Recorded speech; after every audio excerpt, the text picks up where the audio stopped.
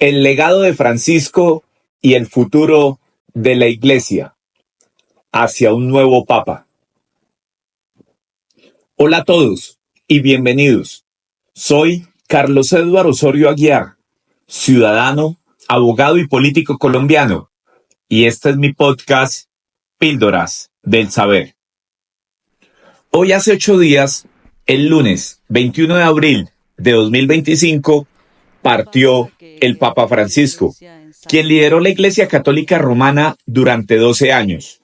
Su vida, marcada por la sencillez y el servicio, deja una huella imborrable en la historia contemporánea. En este episodio hablaremos de su legado, su impacto político y el proceso de elección del próximo Papa. Bienvenidos. En sus últimos días, el Papa Francisco luchó contra complicaciones respiratorias que lo mantuvieron hospitalizado desde mediados de febrero hasta marzo. A pesar del deterioro de su salud, su espíritu se mantuvo firme. Incluso, el domingo 20 de abril, durante la Pascua Católica, ofreció su bendición a cientos de fieles en la Plaza de San Pedro. Se subió en el papamóvil y se reunió brevemente con el vicepresidente de Estados Unidos, J.D. Vance, demostrando su fortaleza y entrega hasta el final. El 13 de marzo de 2013, Francisco, vestido con una sencilla sotana blanca, salió al balcón que da a la Plaza de San Pedro. Ese día, no solo asumió el pontificado, tomó un nombre que simbolizaría toda su misión. Eligió llamarse Francisco, en honor a San Francisco de Asís, el santo patrón de los pobres, el medio ambiente y los animales. Desde el principio, su mensaje fue claro: una iglesia humilde, cercana a los más necesitados. Rechazó las limusinas papales y, en cambio, regresó en autobús junto a los cardenales. Me gustaría tener una iglesia pobre y para los pobres, dijo entonces. Su papado contrastó notablemente con el de su predecesor, Benedicto XVI. Mientras Benedicto representaba una línea más conservadora, Francisco impulsó ideas sencillamente liberales, minimalismo y apertura. Sin embargo, ambos pontífices cultivaron una relación de profundo respeto. De hecho, en 2022, Francisco se convirtió en el primer papa en más de un siglo en enterrar a su predecesor. La vida de Jorge Mario Bergoglio, su nombre de pila, estuvo siempre ligada a la sencillez. Nació el 17 de diciembre de 1936 en Buenos Aires, hijo de emigrantes italianos. Su padre Mario era contador en el ferrocarril. Su madre, Regina, se dedicaba a la crianza de sus 5 hijos. De joven, trabajó como portero de discoteca, barrendero y siempre mantuvo su pasión por el club de fútbol San Lorenzo de Almagro.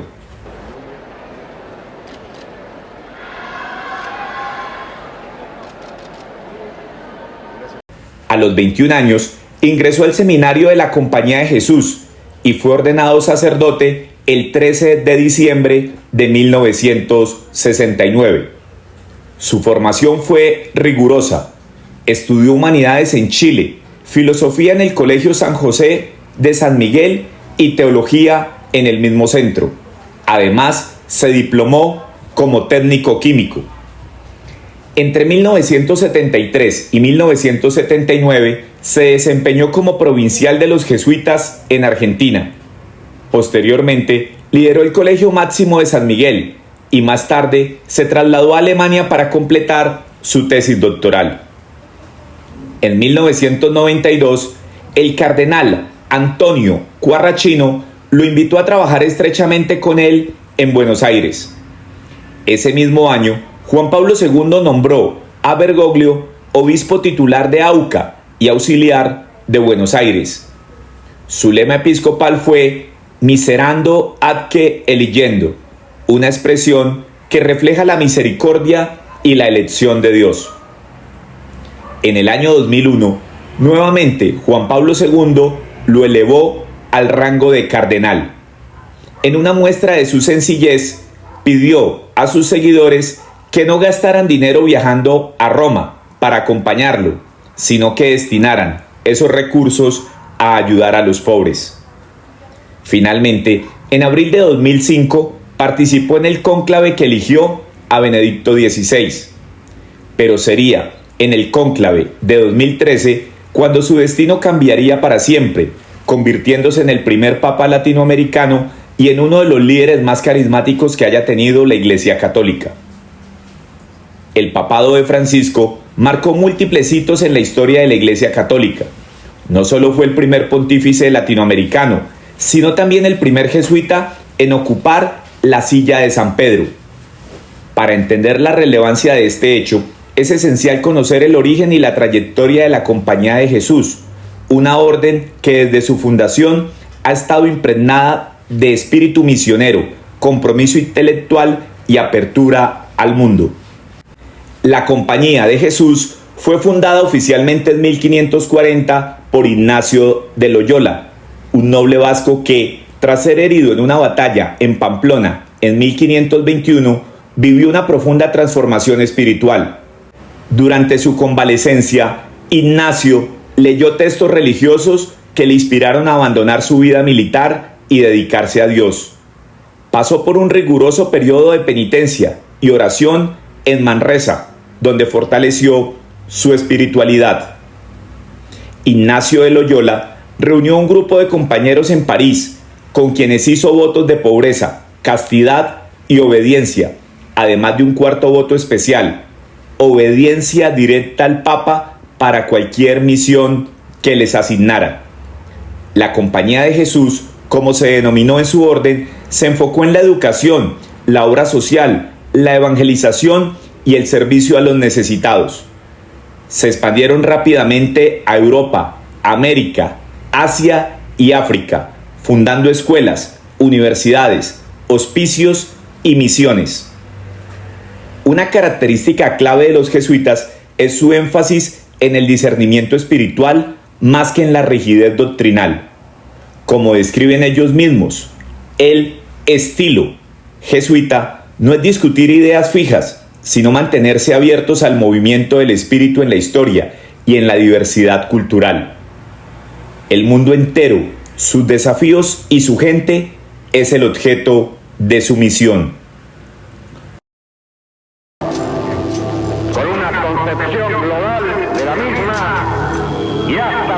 Jorge Mario Bergoglio lideró a los jesuitas argentinos en los años más turbulentos de la dictadura militar, de 1976 a 1983. Durante este régimen, miles de personas fueron desaparecidas, torturadas y asesinadas en Argentina. Como provincial de los jesuitas, es decir, el líder de la orden en el país, entre 1973 y 1979, Bergoglio tenía que navegar una situación política extremadamente peligrosa dentro de una iglesia dividida entre sectores que apoyaban o resistían al régimen militar. Francisco fue criticado por algunos sectores de la izquierda eclesial y de derechos humanos por no haber sido más explícito en su condena pública de los militares. El caso más sonado fue la desaparición de dos sacerdotes jesuitas, Orlando Llorio y Francisco Yalix, que trabajaban en barrios populares. Algunos acusaron a Bergoglio de no protegerlos adecuadamente o incluso de haberlos denunciado indirectamente, aunque no hay pruebas concluyentes de esto. De hecho, testimonios posteriores indican que él intentó maniobrar en secreto para salvar vidas y proteger a miembros vulnerables de su orden, utilizando métodos discretos para evitar una mayor represión. Quienes lo critican no advierten que quizás, gracias a su prudencia, pudo salvar muchas vidas, incluso la suya propia. Francisco mismo ha hablado de la tensión de esos años.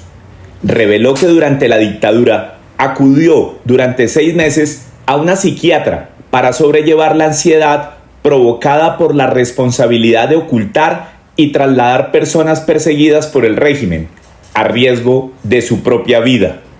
Recordaba, por ejemplo, haber transportado clandestinamente a perseguidos en su propio coche, ocultándolos con mantas mientras pasaba por retenes militares, bajo un constante peligro de ser descubierto.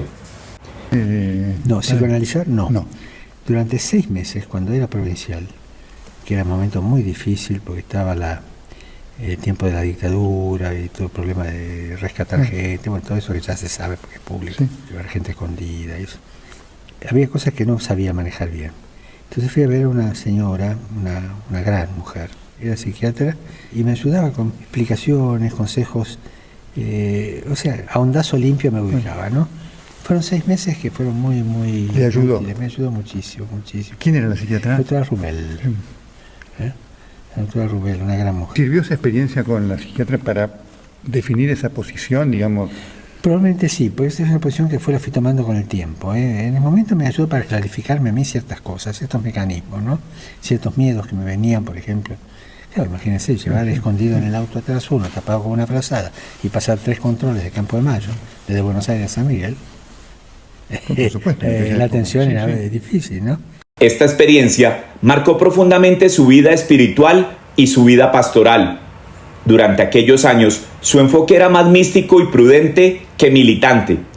A diferencia de otros religiosos que abrazaron la teología de la liberación, un movimiento que combinaba fe cristiana con ideas de justicia social y a veces de inspiración marxista, Bergoglio mantuvo una distancia crítica hacia esas posturas de izquierda más radical. Su formación espiritual como maestro de novicios y su vinculación temprana al peronismo, especialmente a la Guardia de Hierro, un grupo de corte popular y nacionalista, también influyeron en su perspectiva. Para él, la centralidad del pueblo era un criterio fundamental, pero no desde una ideología política radicalizada, sino desde una visión de fe y de cercanía a los más humildes. En los años siguientes, el propio Bergoglio fue aislado dentro de la Compañía de Jesús en Argentina, en parte debido a su gestión ambigua y poco confrontativa durante la dictadura. Algunos jesuitas progresistas lo veían con recelo. Sin embargo, su trayectoria posterior como obispo y arzobispo de Buenos Aires estuvo marcada por un estilo pastoral humilde, comprometido con los pobres y los marginados.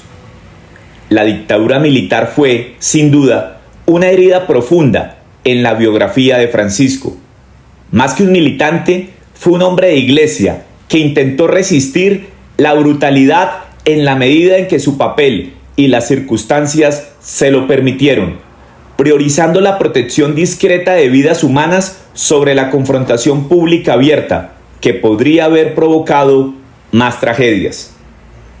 En la Conferencia de las Naciones Unidas sobre el Cambio Climático, COP28, el Papa Francisco instó a los líderes mundiales a ser artífices de una política que dé respuestas concretas y unificadas, demostrando la nobleza de la responsabilidad que revisten y la dignidad del servicio que prestan. El Papa Francisco fue un firme defensor del desarme y la resolución pacífica de los conflictos. En su último discurso, reafirmó que la defensa nacional no debe convertirse en una carrera armamentística, subrayando que el desarme es un deber moral. A lo largo de su papado, denunció los daños colaterales y ambientales de la guerra, alertando sobre los peligros de armas nucleares, biológicas y químicas. En sus encíclicas Laudato Si y Fratelli Tutti, criticó la guerra como un fracaso de la humanidad y la política, y propuso sustituir el gasto militar por un Fondo Mundial contra el Hambre y para el Desarrollo Sostenible. El Papa Francisco fue crítico de las políticas migratorias del presidente de Estados Unidos, Donald Trump. Durante la Pascua, el vicepresidente J.D. Vance visitó el Vaticano y debatió con el secretario de Estado Parolin sobre la cuestión migratoria, reflejando el interés continuo del Papa en este tema. Desde el principio de su pontificado, Francisco, el primer papa latinoamericano de la historia, entendió su papel no solo como líder espiritual de los católicos, sino también como un mediador mundial, un constructor de puentes entre naciones, culturas y personas enfrentadas. Su consigna de construir puentes, no muros, no fue un mero eslogan, sino el hilo conductor de su acción política y diplomática a lo largo de más de una década como sucesor de San Pedro. Quizás uno de los momentos más icónicos de su pontificado, en este sentido, fue su visita en febrero de 2016 a la frontera entre México y Estados Unidos, en la ciudad de Juárez. Allí Francisco, frente a una inmensa multitud y el río Bravo como telón de fondo, alzó su voz en favor de los migrantes y condenó las políticas de exclusión. Abro comillas. Construyamos puentes, no muros. No podemos negar esta crisis humanitaria. La violencia y la pobreza expulsan a miles hacia el norte. Cierro comillas. En un acto profundamente emotivo, el Papa se acercó a una cruz de metal instalada en la frontera y depositó un ramo de flores como ofrenda a los migrantes fallecidos en su intento de cruzar. Desde ambos lados de la valla, cientos de personas, muchas de ellas latinas, recibieron su bendición. El gesto fue una crítica indirecta a las propuestas migratorias restrictivas del entonces candidato presidencial Donald Trump y dejó clara su postura a favor de una humanidad sin barreras físicas ni políticas. Francisco, cuyo nombre rinde homenaje a San Francisco de Asís, fue un papa difícil de encasillar. Para algunos fue un izquierdista o un comunista, por su opción preferencial por los pobres y su crítica al capitalismo salvaje. Para otros, un defensor conservador de la doctrina católica, especialmente por su oposición al aborto y su defensa de la familia tradicional. En 2010, antes de ser papa, Bergoglio se opuso a la legalización del matrimonio homosexual en Argentina, postura que continuó defendiendo de manera matizada en su pontificado, manteniendo el rechazo a las uniones sacramentales, pero abriendo la posibilidad de bendiciones individuales a parejas del mismo sexo en 2023. Un gesto sin precedentes que buscó acercar la Iglesia a la comunidad LGTBI. Esta capacidad de navegar entre extremos, de dialogar con todos sin renunciar a sus principios esenciales, fue parte de su carisma, admirado incluso por muchos líderes políticos. Francisco no fue un papa de declaraciones vacías. Intervino de manera decisiva en algunos de los conflictos más complejos de su tiempo. En 2014, persuadió a los presidentes de Israel y Palestina a reunirse en el Vaticano para rezar juntos por la paz, apenas un año después de su elección como papa. El gesto, aunque simbólico, fue un hito de esperanza en un conflicto milenario. En 2023, ya de edad avanzada, viajó a Sudán del Sur, una de las naciones más jóvenes y violentas del mundo, para hacer un llamado urgente a la reconciliación y a la paz. Y en su mensaje de Navidad de 2022, Francisco advirtió que el mundo sufría una hambruna de paz, haciendo un llamado a poner fin a la guerra en Ucrania. Poco después, recibió en el Vaticano al presidente Volodymyr Zelensky, consolidando su papel como un referente moral en la escena internacional. Una de las gestiones diplomáticas más exitosas del pontificado de Francisco fue la mediación en el restablecimiento de las relaciones diplomáticas entre Estados Unidos y Cuba, congeladas desde 1961 tras el triunfo de la Revolución Cubana. El acuerdo, anunciado el 17 de diciembre de 2014, fue el resultado de complejas negociaciones secretas llevadas a cabo principalmente en Canadá. Sin embargo, tanto Barack Obama como Raúl Castro reconocieron que la intervención de Francisco fue crucial para destrabar el proceso. Obama había visitado al Papa en marzo de 2014, solicitándole personalmente su ayuda. Francisco no se limitó a dar su bendición, envió cartas a ambos presidentes, invitándolos explícitamente a encontrar un punto de acuerdo, y ofreció el Vaticano como sede neutral para las negociaciones. Esta mediación recordó a muchos el papel de Juan Pablo II en el fin de la Guerra Fría Europea. Del mismo modo, Francisco ayudó a superar uno de los últimos vestigios de la Guerra Fría en América. El Papa Francisco, durante su visita, mostró un amor profundo por Colombia. Como bien afirmó el presidente de la Conferencia Episcopal Colombiana, Monseñor Javier Múnera, en una entrevista con Noticias Caracol. Este cariño se reflejó en su histórica visita en septiembre de 2017, cuando el Sumo Pontífice viajó al país para llevar un mensaje de esperanza y reconciliación. La visita comenzó el miércoles 6 de septiembre de 2017, cuando Francisco voló desde Roma hacia Bogotá. Fue recibido en el aeropuerto militar de Catán por el entonces presidente Juan Manuel Santos y su esposa María Clemencia Rodríguez.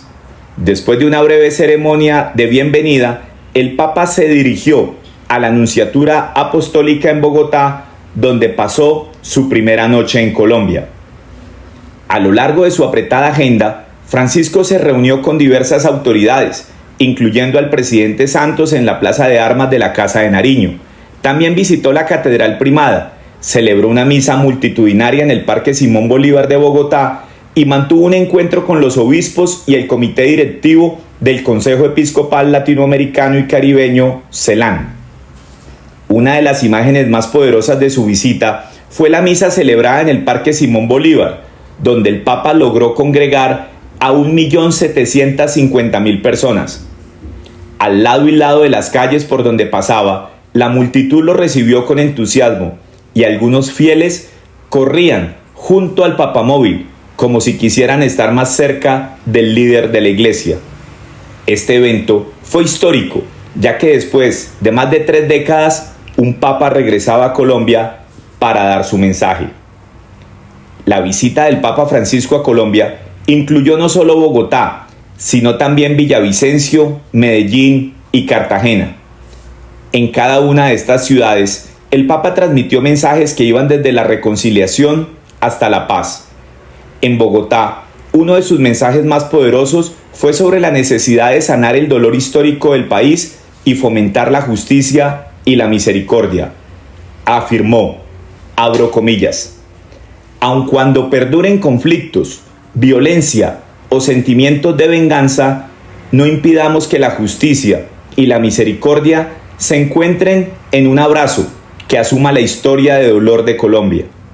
Sanemos aquel dolor y acojamos a todo ser humano que cometió delitos, los reconoce, se arrepiente y se compromete a reparar, contribuyendo a la construcción del orden nuevo donde brille la justicia y la paz.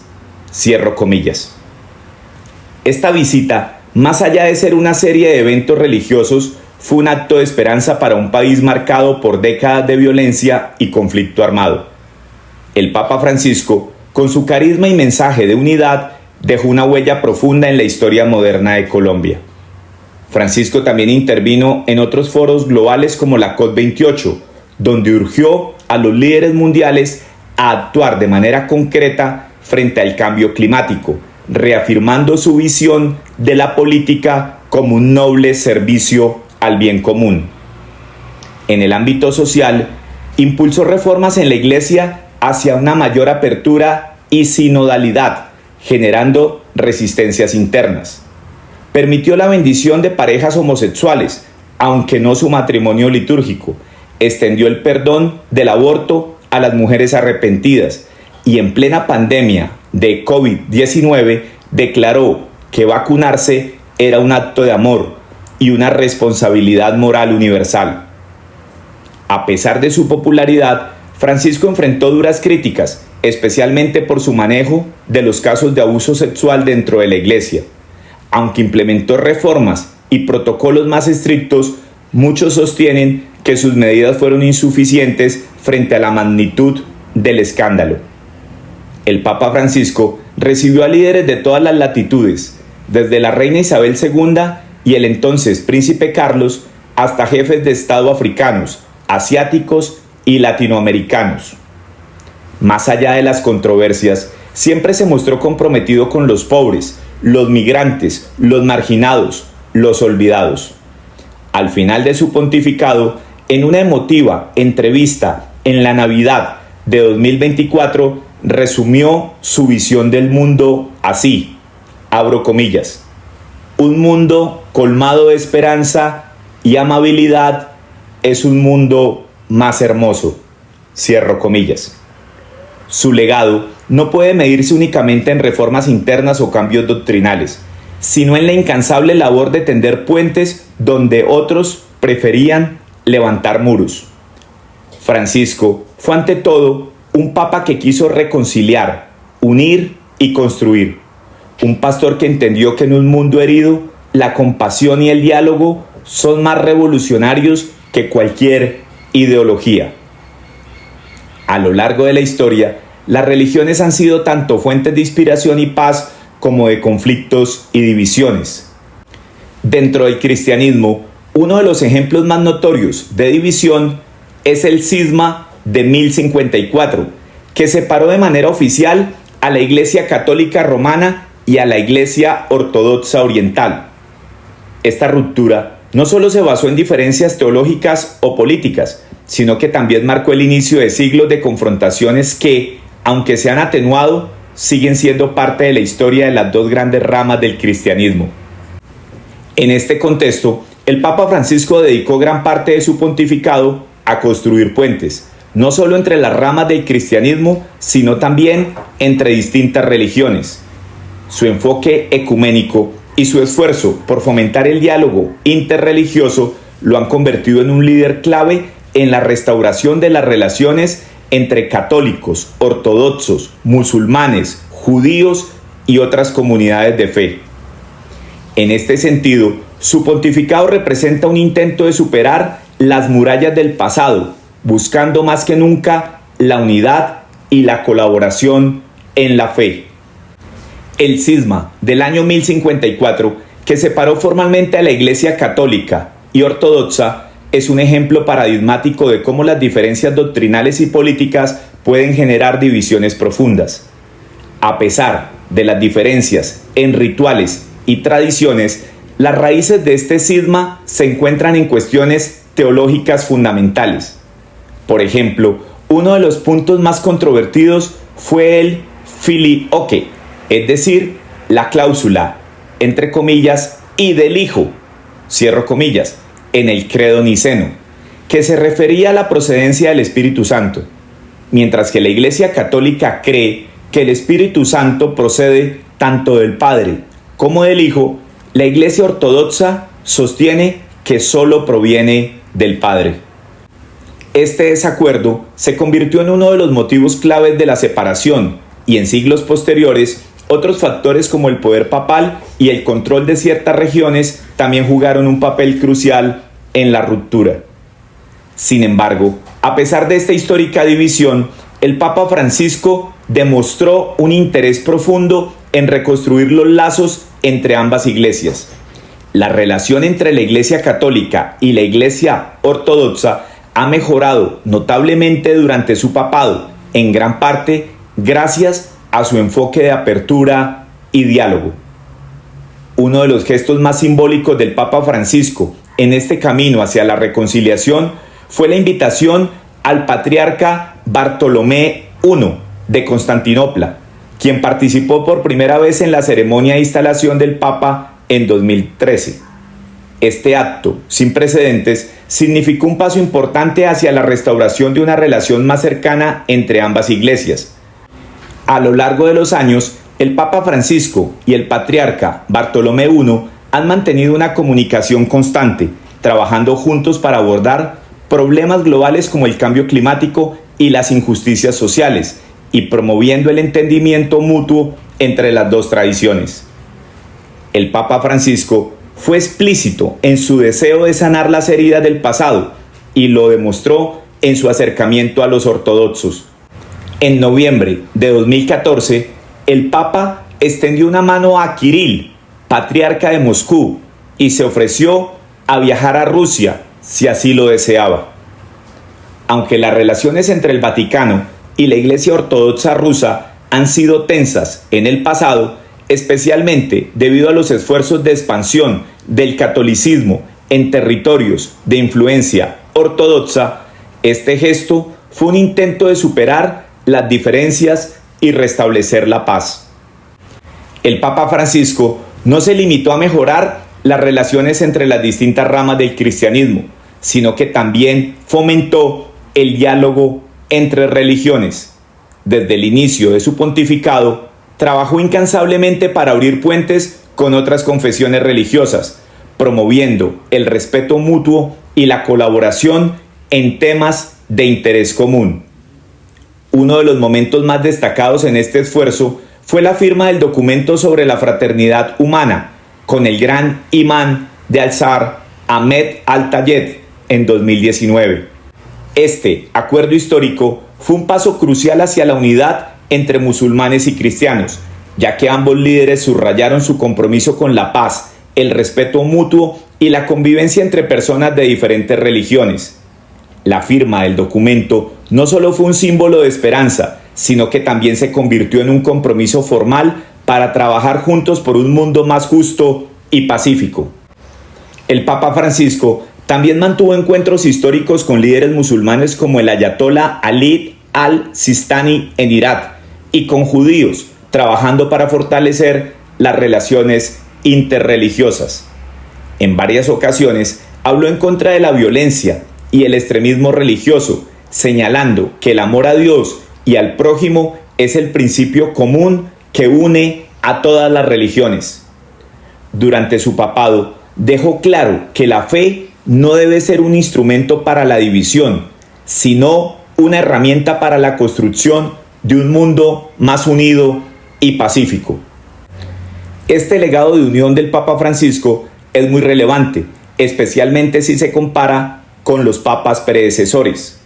Por ejemplo, el Papa Pío XII, quien ocupó el papado desde 1939 hasta su muerte en 1958. Su pontificado coincidió con la Segunda Guerra Mundial, un periodo de intensos conflictos globales, y su postura frente a este evento ha sido objeto de controversia y debate histórico. Fue testigo de los devastadores efectos del conflicto. Durante este tiempo, la Santa Sede trató de mantener una postura neutral, lo que le permitió seguir operando como una institución global en un contexto de tensiones políticas extremas. Sin embargo, esta neutralidad fue percibida de manera ambigua por muchos, y su actitud frente al nazismo y la persecución de los judíos ha sido objeto de críticas y elogios a lo largo del tiempo. Pío XII es una figura polémica cuando se trata de su relación con la Alemania nazi. En sus primeros años de papado, el Papa adoptó una postura de diplomacia prudente frente al régimen de Hitler. El Vaticano no condenó públicamente al régimen nazi de manera directa, lo que generó muchas críticas, especialmente considerando la magnitud de las atrocidades que los nazis estaban cometiendo, como el Holocausto. Una de las críticas más comunes es que Pío XII no utilizó su influencia en la comunidad internacional para condenar abiertamente el genocidio de los judíos y otros grupos perseguidos por los nazis. Si bien en privado se mostró contrario al régimen y a sus crímenes, su comportamiento público fue moderado. Sin embargo, esta postura obedecía a las constantes presiones de Mussolini y los acuerdos entre la Iglesia y este régimen fascista. Mussolini, al frente del gobierno fascista, buscaba legitimidad y apoyo tanto en el ámbito nacional como internacional. El Pacto de Letrán estableció que el Vaticano sería un Estado independiente, otorgando a la Iglesia Católica una serie de beneficios a cambio de reconocer oficialmente el régimen fascista de Mussolini. El sumo pontífice en ese momento, el Papa Pío XI, aunque reacio a la idea de ceder a las presiones del fascismo, se vio obligado a aceptar los términos de los pactos debido a la situación política y las amenazas contra la independencia de la Iglesia. Un actuar muy distinto y sobre todo más activo tuvo el Papa Juan Pablo II, aunque dable reconocer que se trataba de otros tiempos. El primer Papa en casi 5 siglos que no era italiano jugó un papel fundamental en la caída del muro de Berlín y en fin del comunismo en Europa del Este. Su postura firme contra el régimen comunista, combinada con su origen polaco y su profundo amor por la patria, le permitió influir de manera significativa en los eventos de este periodo histórico.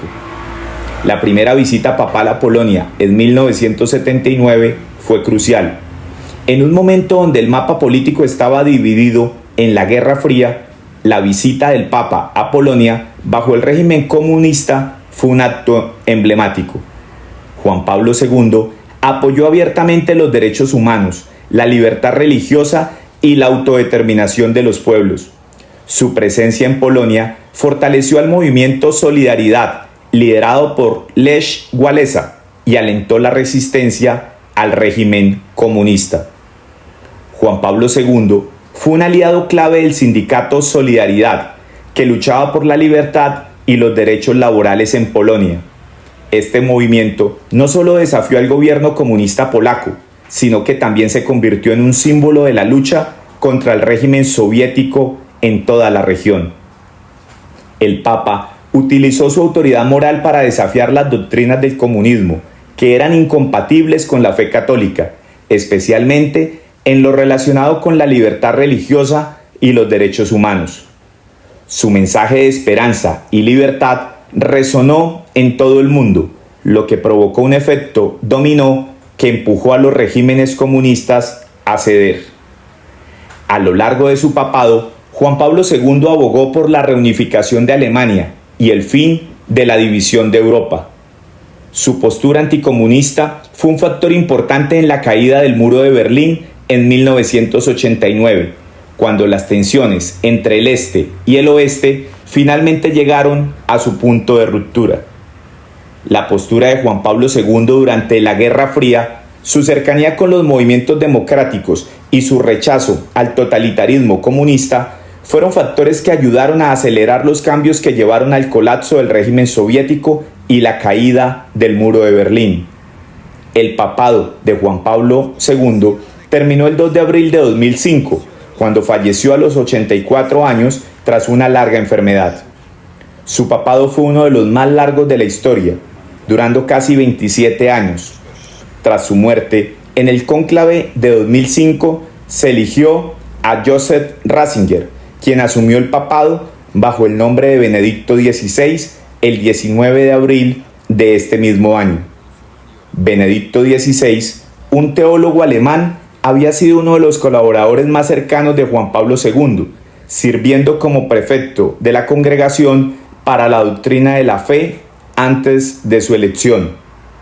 Su pontificado, sin embargo, fue más breve que el de su predecesor, ya que renunció en 2013, siendo el primer papa en renunciar en casi 600 años. La renuncia de Benedicto XVI estuvo envuelta en varios factores, y uno de los elementos mencionados en algunos análisis es la crisis interna dentro de la Iglesia, incluyendo el escándalo de Batilitz. El escándalo de Batilitz surgió en 2012, cuando documentos confidenciales del Vaticano que detallaban secretos y disputas internas fueron filtrados a la prensa. Estas filtraciones revelaron conflictos dentro de la curia romana y alegaciones de corrupción, mala gestión y luchas de poder. El Papa Benedicto XVI y su entorno estuvieron bajo una intensa presión para manejar la crisis, y esto, sumado a la preocupación por otros problemas dentro de la Iglesia, contribuyó a la dificultad para gestionar el papado. Aunque Benedicto XVI nunca lo afirmó directamente, muchos especulan que la crisis de confianza dentro del Vaticano y la falta de apoyo dentro de la curia fueron factores que influenciaron su decisión de renunciar. El escándalo de Batilitz expuso la fragilidad del sistema vaticano y dejó al Papa enfrentando un reto significativo para restaurar la credibilidad y gobernabilidad de la Iglesia, lo cual pudo haber sido abrumador en su estado de salud y situación personal. Tras la renuncia, se convocó un cónclave para elegir a su sucesor, ya que es una tradición en la Iglesia Católica que el papado vacante sea cubierto por un nuevo papa elegido por los cardenales. El cónclave se celebró en marzo de 2013. En esta ocasión, Jorge Mario Bergoglio, el Papa Francisco, fue elegido como el nuevo sumo pontífice. Fue el primer papa de origen latinoamericano y el primer papa no europeo en más de 1000 años. El reto del nuevo papa era devolver la imagen positiva de la Iglesia después de los escándalos no solo de Batilitz, sino de pederastia. Es por esto que se cree que los cardenales eligieron a un papa que no fuera europeo y mucho menos italiano, con el fin de reformar la curia y se evitaran hechos de corrupción que estaban amañados en el Vaticano. Con la muerte del Papa Francisco, el puesto de papa queda vacante, por lo que se convoca a un nuevo cónclave. ¿Quién llegará a dirigir la Iglesia durante estos tiempos difíciles de guerras y división? Para esto, quiero que primero entendamos qué es un cónclave y cómo se elegirá el nuevo sumo pontífice.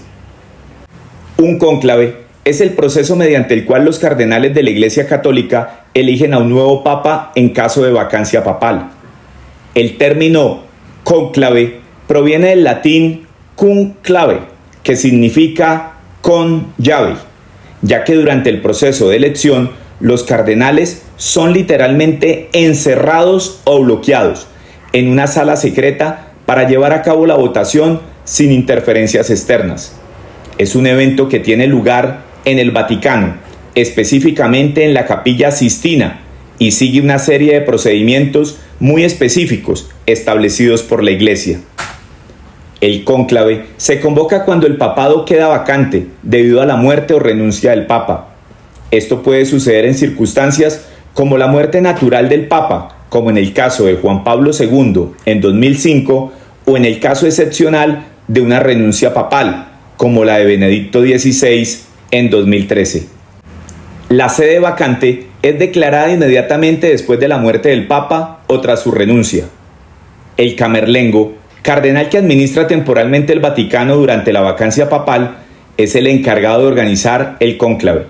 Se establecen fechas para la elección del nuevo papa y se cierran las puertas del Vaticano para impedir la entrada de personas ajenas. Solo los cardenales que tengan menos de 80 años de edad pueden votar. Al inicio del cónclave, los cardenales que participarán en la votación reciben un juramento de secreto y fidelidad.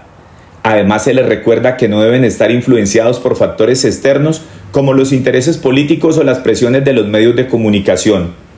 Aunque cualquier varón católico bautizado que esté en plena comunión con la Iglesia podría ser elegido papa, en la práctica casi todos los papas recientes han sido cardenales. Sin embargo, no hay ninguna ley que impida que alguien fuera del colegio de cardenales sea elegido, aunque esto no ha ocurrido en tiempos modernos. Los cardenales entran a la Capilla Sistina, cuyo techo es famoso por los frescos pintados por Miguel Ángel. Es un lugar simbólico para la Iglesia, ya que allí se realiza la elección papal y la posterior consagración del nuevo papa.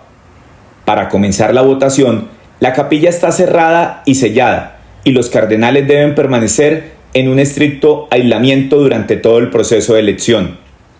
Los periodistas y el público no pueden presenciar el cónclave y las deliberaciones se mantienen en secreto. En el cónclave, los cardenales emiten votos en secreto. Cada cardenal recibe una boleta donde escribe el nombre de su candidato.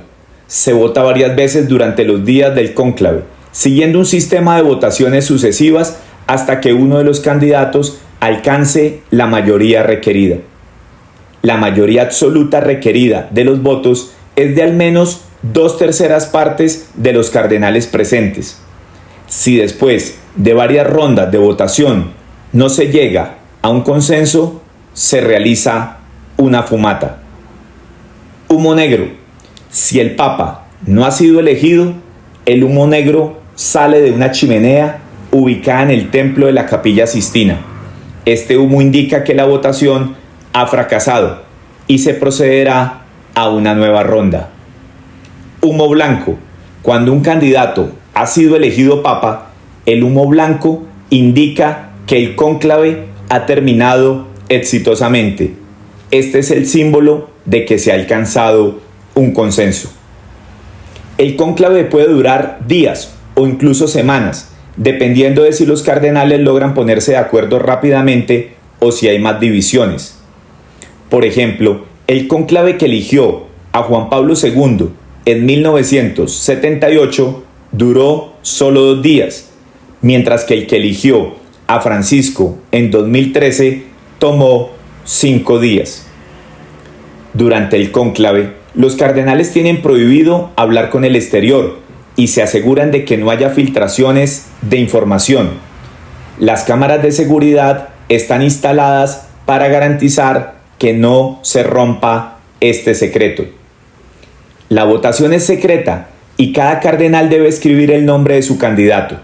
Después de votar, las boletas son depositadas en una urna y se cuenta el número de votos. La revelación del voto durante un cónclave podría acarrear una excomunión automática. Aunque cualquier varón católico bautizado que esté en plena comunión con la Iglesia podría ser elegido papa, en la práctica casi todos los papas recientes han sido cardenales. Sin embargo, no hay ninguna ley que impida, repito, que alguien fuera del colegio de cardenales sea elegido, aunque esto no ha ocurrido en tiempos modernos. Después de que se llega a la mayoría necesaria, el cardenal elegido recibe la pregunta tradicional: ¿aceptas? Si acepta, se convierte en el nuevo papa y es preguntado por el nombre papal que quiere adoptar. Luego, el cardenal protodiácono es el encargado de anunciar al mundo la elección del nuevo papa desde el balcón de la Basílica de San Pedro. Abro comillas. Habemus papam. Tenemos papa, seguido del nombre del nuevo pontífice. El nuevo papa realiza su primer acto público usualmente pronunciando un breve discurso desde el balcón de la Basílica de San Pedro y se le lleva al apostólico palacio para llevar a cabo su primer acto como papa.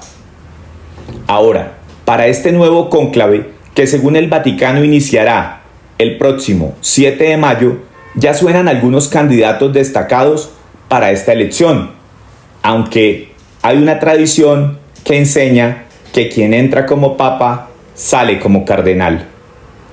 La atención se centra en los 135 cardenales que participarán en la elección del nuevo papa, el mayor número de elegibles en la historia, aunque el total de cardenales asciende a 252.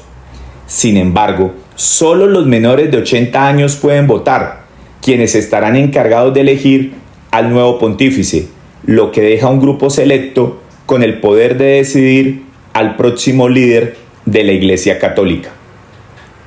La distribución geográfica de los cardenales electores es la siguiente: 14 de Norteamérica, 53 de Europa, 23 de Asia, 23 de América Latina, 18 de África y 4 de Oceanía. De este grupo saldrá el Papa número 267 en la historia de la Iglesia. Los cardenales pueden clasificarse según su cercanía al poder central de la Iglesia o su perfil periférico. Además, otro criterio de clasificación se basa en su ideología, dividiéndolos en progresistas y conservadores. A partir de un análisis detallado, presentamos a los 8 cardenales con mayor posibilidad de acceder al trono de San Pedro. 1. Pietro Parolin, de Italia, 70 años. El cardenal Pietro Parolin, quien fue secretario del Estado del Vaticano bajo el papado de Francisco, es uno de los favoritos para suceder al Papa argentino. Considerado un diplomático de prestigio, ha jugado un papel crucial en la administración de la curia romana. Aunque ha sido la mano derecha de Francisco, Parolín es visto como un conservador en algunos temas, especialmente en su oposición al matrimonio igualitario. Algunos lo ven como un candidato para equilibrar las tensiones entre los progresistas y los conservadores dentro de la Iglesia. 2. Luis Antonio Gokin Tagle, de Filipinas, 67 años. El cardenal filipino Tagle es conocido por su enfoque pastoral y su cercanía con el pueblo. Apodado el Francisco Asiático, Tagle ha sido un defensor de los derechos de los migrantes y una voz moderada dentro de la Iglesia, aunque ha mantenido posturas conservadoras respecto al aborto y la eutanasia. Ha mostrado también una mayor apertura hacia las personas homosexuales y las madres solteras, lo que podría atraer a los sectores progresistas. Su candidatura refleja la creciente influencia de Asia en la Iglesia Católica. 3. Fridolin Ambongo Besungu, de la República Democrática del Congo, 65 años. El cardenal Ambongo, arzobispo de Kinshasa, se perfila como un candidato de África, un continente con un crecimiento notable de la población católica. Ambongo es un firme defensor de los valores tradicionales de la Iglesia, como su oposición al matrimonio entre personas del mismo sexo. Sin embargo, también ha mostrado apertura hacia el diálogo interreligioso. Su perfil conservador y su liderazgo en un contexto de persecución religiosa en África le otorgan una fuerte base de apoyo. 4. Peter Kodwo Apiat Turson, de Ghana, 76 años. Turson, conocido por su enérgica presencia, ha sido una figura destacada en la Iglesia africana y ha defendido los derechos humanos, incluyendo la postura de no criminalizar la homosexualidad. Aunque ha sido un candidato recurrente en cónclaves pasados, su edad y sus posturas conservadoras podrían ser factores determinantes en su candidatura. No obstante, sigue siendo una figura clave dentro de la Iglesia africana, que tiene un crecimiento imparable en la actualidad. 5. Peter Erdős, de Hungría, 72 años. Erdős, arzobispo de Budapest, representa una opción conservadora para aquellos cardenales que prefieren una iglesia más alineada con las políticas de Europa Central. Su postura en contra de la apertura hacia los migrantes y su crítica a las reformas de Francisco lo colocan en la órbita de los cardenales más conservadores. A pesar de esto, su fuerte base de apoyo en Europa podría darle ventaja en las votaciones. 6. Matteo Maria Zuppi, Italia, 69 años. Zuppi, arzobispo de Bolonia y presidente de la Conferencia Episcopal Italiana, ha sido considerado un Francisco italiano por su enfoque en los más necesitados, su compromiso con los migrantes y su estilo modesto de vida. Su cercanía con Francisco y su labor humanitaria en Ucrania le dan una ventaja para ser considerado un posible sucesor. Sin embargo, sus detractores en el sector conservador de la Iglesia podrían limitar su apoyo en el cónclave. 7. Robert Sarrat, Guinea, 76 años. El cardenal Robert Sarrat es prefecto de la Congregación para el Culto Divino y la Disciplina de los Sacramentos. Es uno de los cardenales más conservadores del Vaticano, defensor de la liturgia tradicional y crítico de las reformas impulsadas por Francisco. Sarrat ha sido una figura polarizadora. En su afán de restaurar una visión más doctrinal y rígida de la Iglesia, es considerado un candidato fuerte para aquellos que buscan un cambio hacia una institución más alineada con las tradiciones. A pesar de su edad, sigue siendo una opción clave para los sectores más conservadores de la Iglesia. 8. Carlos Aguiar Retes, 75 años, México. Actual arzobispo primado de México. Fue ordenado sacerdote en 1973 y en 2016 el Papa Francisco lo nombró cardenal. Un año después, en 2017, asumió como arzobispo primado de México liderando una de las arquidiócesis más grandes e importantes del mundo. El Papa Francisco mostró un fuerte respaldo a los proyectos pastorales de Aguiar Retes, particularmente a la implementación de las unidades pastorales, una reorganización que busca modernizar y dinamizar el trabajo de la Iglesia en México. Aunque hubo resistencias a estos cambios, Francisco apoyó de manera abierta a su colaborador mexicano. Durante su tiempo en Roma, Carlos Aguiar Retes trabajó estrechamente con el entonces arzobispo de Buenos Aires, Jorge Mario Bergoglio, en el Consejo Episcopal Latinoamericano, CELAN. Esta colaboración estrecha desde hace décadas fortaleció su vínculo personal y eclesial, mucho antes de que Bergoglio se convirtiera en el Papa Francisco.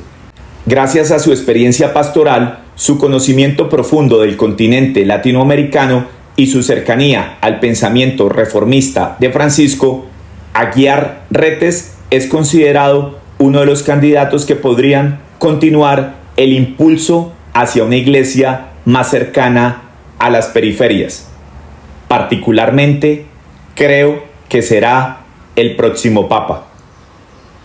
A lo largo de este podcast, hemos recorrido los eventos que definieron el liderazgo de Francisco, como su visita a Colombia en 2017, donde dejó un mensaje de esperanza, reconciliación y justicia para un país que atraviesa profundas heridas sociales. Su visión, centrada en la paz, la misericordia y el perdón, continúa siendo un eje de discusión sobre el futuro de la Iglesia Católica. Al mirar hacia el futuro, los 8 cardenales que se perfilan como los posibles sucesores de Francisco representan un abanico de opciones que van desde posturas conservadoras hasta más progresistas. Cada uno de ellos aporta su propia visión de la Iglesia. Mientras algunos defienden la preservación de la tradición y la liturgia clásica, otros buscan una iglesia más inclusiva, centrada en los temas sociales y el apoyo a los más vulnerables.